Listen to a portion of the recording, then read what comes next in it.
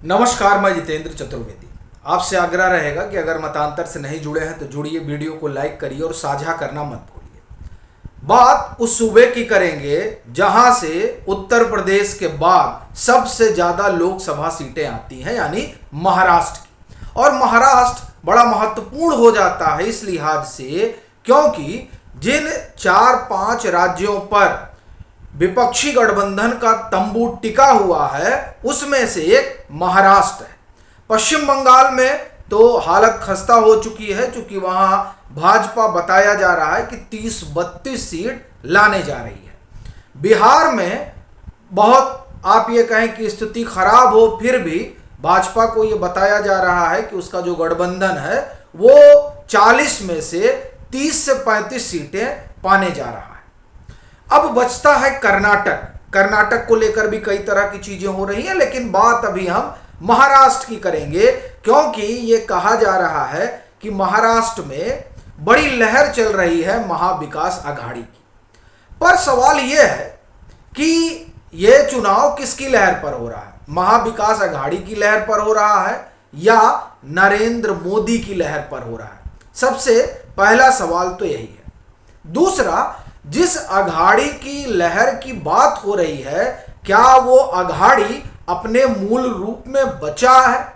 ये भी एक बड़ा प्रश्न है। लेकिन इन सब पर जो सबसे बड़ा सवाल है वो ये कि भाजपा कहां खड़ी है, और वहीं से हम लोग बात शुरू करेंगे और ये जानने की कोशिश करेंगे कि आखिर महाविकास आघाड़ी का महाराष्ट्र में डब्बा गोल क्यों हो रहा है, यानी उनका सुपड़ा यहां साफ ही दिखाई दे रहा है। यह क्यों कह रहा हूं? दरअसल उसी को समझने के लिए पहले भाजपा की स्थिति को समझते हैं। यह वही भाजपा है जो 2009 के चुनाव में 9-10% वोट भी पाना इसके लिए मुश्किल था। लेकिन नरेंद्र मोदी के उभार के बाद इस महाराष्ट्र में भाजपा इस स्थिति में पहुंच जाती है कि वो न सिर्फ लोकसभा में बल्कि विधानसभा में भी 100-125 सीटें लाने की स्थिति में आ जाती, यानी उसका मत प्रतिशत 20%, 22% बढ़ जाता है। और आज की परिस्थिति में अगर आप देखें तो भाजपा का मत प्रतिशत तकरीबन 32 से 35% हो चुका है महाराष्ट्र में। अब ये बात सुनकर कई एक लोगों के मन में हलचल होगी कि क्या बात कर रहे हैं आप। तो अगर आप आंकड़ों पर गौर करें तो 27-28% के आसपास मत प्रतिशत रहा भाजपा का 2019 में। और ये जो शिवसेना है, शिवसेना का तो 16-17% वोट ही रहा है। ये जो 6% बढ़ा है इसका, वो नरेंद्र मोदी की वजह से, यानी भाजपा के साथ गठजोड़ करने की वजह से जो 2019 में हुआ था। तो यानी वो 6% आप भाजपा में डाल दीजिए तो हो गया 33%। और अभी के दौर में हिंदुत्व पार्टी के नाम पर महाराष्ट्र में शिवसेना तो नहीं रही, वो उद्धव ठाकरे या आप कहें कि वो बाला साहब ठाकरे की शिवसेना, जो मराठी मानुस और हिंदुत्व इन दो के कॉम्बिनेशन पर खड़ी और बड़ी हुई, उसमें से हिंदुत्व तो माइनस हो गया है। क्यों? क्योंकि जिन पार्टियों के खिलाफ खड़ी होकर शिवसेना ने अपना वजूद बनाया था, यानी कांग्रेस और एनसीपी, अब वो उन्हीं के साथ गलबहियां कर रही है। तो इसलिए इनका जो अपना हिंदुत्व वाला वोटर है वो तो खिसक गया, और खिसक कर कहां गया? भाजपा में चला गया, एकनाथ शिंदे के साथ चला गया।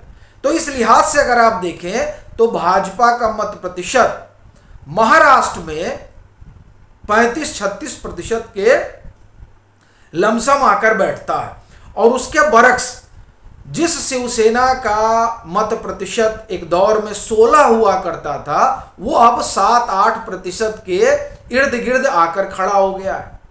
तो इस तरीके से अगर महाराष्ट्र में शिवसेना का आकलन किया जाए तो उद्धव ठाकरे के पास 5-6% से ज्यादा कुछ बचा नहीं। और इससे अलग कहानी एनसीपी की नहीं है। एनसीपी का भी 16-17% के आसपास मत हुआ करता था महाराष्ट्र में एक जमाने में, तो वो भी बिखर गई है। और उस बिखराव की वजह से और शरद पवार साहब की उम्र की वजह से स्थिति यह पैदा हुई है कि अब इनके पास भी 5-6% वोट बचा है। यानी एक पार्टी या मैं कहूं कि एक गठबंधन जिसे महाविकास आघाड़ी के नाम से जाना जाता है, उसके पास आज से 1 साल पहले 48% मत हुआ करता था। 48 से ज्यादा, मुझे लग रहा है 49, 16 और 16 मिला लीजिए आप, 16 शिवसेना का, 16 एनसीपी का, या 17 कर लीजिए, और उसके बाद में 20% के आसपास कांग्रेस का हुआ करता था। तो 50-52% मत जो है महाविकास आघाड़ी का हुआ करता था तब जब शिवसेना नहीं टूटी थी, एनसीपी नहीं बिखरी थी और कांग्रेस में भगदड़ नहीं मची थी। लेकिन आज की जो परिस्थिति है, उस परिस्थिति में कुल 34% वोट बचता है महाविकास आघाड़ी के पास। तो अब आघाड़ी के पास 34% वोट है।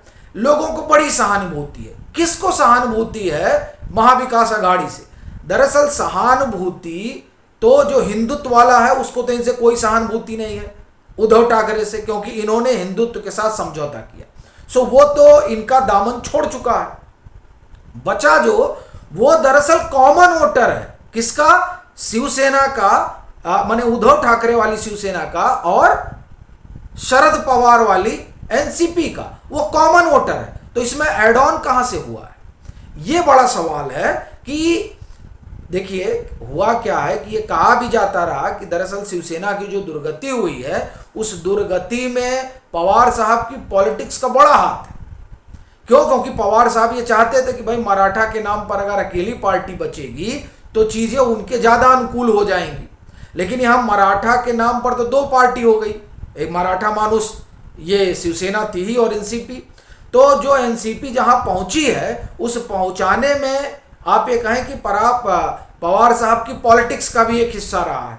और दूसरा, अभी अगर आप देखें तो एनसीपी खुद बिखर गई है।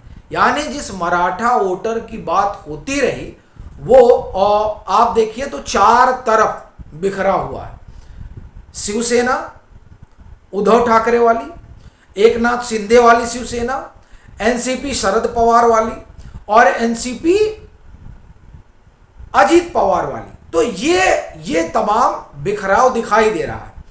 तो अब जो मराठा वोटर है उसका एक हिस्सा चला आया इनकी तरफ और एक हिस्सा चला गया उनकी तरफ, यानी एक हिस्सा एनडीए की तरफ और एक हिस्सा महाविकास आघाड़ी की तरफ। सबसे बड़ी चीज ये है, यानी जो 1.5 साल पहले एक गठबंधन में जा रहा था, भाजपा ने उसे अब चौतरफा बिखेर दिया। पहली चीज तो ये हुई है। लेकिन उसके बाद में भी लोग कहेंगे नहीं नहीं नहीं नहीं साहब, ये तो बड़ा ये जो वोटिंग हुई है, ये वोटिंग दरअसल बता रही है कि किस तरह से चीजें घट रही हैं, ये सब सहानुभूति की लहर में हुई है।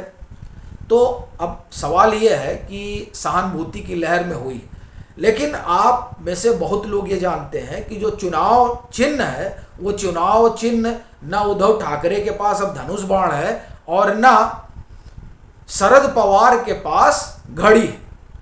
तो सवाल ये उठता है कि वोटर कैसे डिफरेंशिएट करेगा कि कौन सा उद्धव ठाकरे वाला है और कौन सा शरद पवार वाला है। ये देखिए, ये बड़ी बेसिक चीज है जो स्थानीय धरातल पर गड्ढमड करती है, और इसीलिए जो इनका वोटर है वो दुखी होकर निकल ही नहीं रहा। तो ये जो मत प्रतिशत गिर रहा है, ये दरअसल महाविकास आघाड़ी का वोटर नहीं निकल रहा है, इसलिए मत प्रतिशत गिर रहा है। और भाजपा का जो वोटर है, चूंकि ये तो 35% हो गया है, तो वो निकल रहा है, प्लस ओबीसी जो महाराष्ट्र में भाजपा की पॉलिटिक्स का हिस्सा रहा है, वो निकल रहा है। और तीसरा, नरेंद्र मोदी का अपना चमत्कार कि वो जिस कॉन्स्टिट्यूएंसी में जाते हैं वहां वो 20% वोट बढ़ा देते हैं। तो ये तीनों चीजें मिलकर बता रही हैं कि 40 के आसपास जो है वहां भाजपा पहुंच रही है, यानी भाजपा गठबंधन पहुंच रहा है, इसमें कोई संदेह नहीं है। इसीलिए आप कहिए कि जो 7-8 सीटें हैं उसमें महाविकास आघाड़ी संतोष कर लेगी, उससे ज्यादा उनको मिलना नहीं।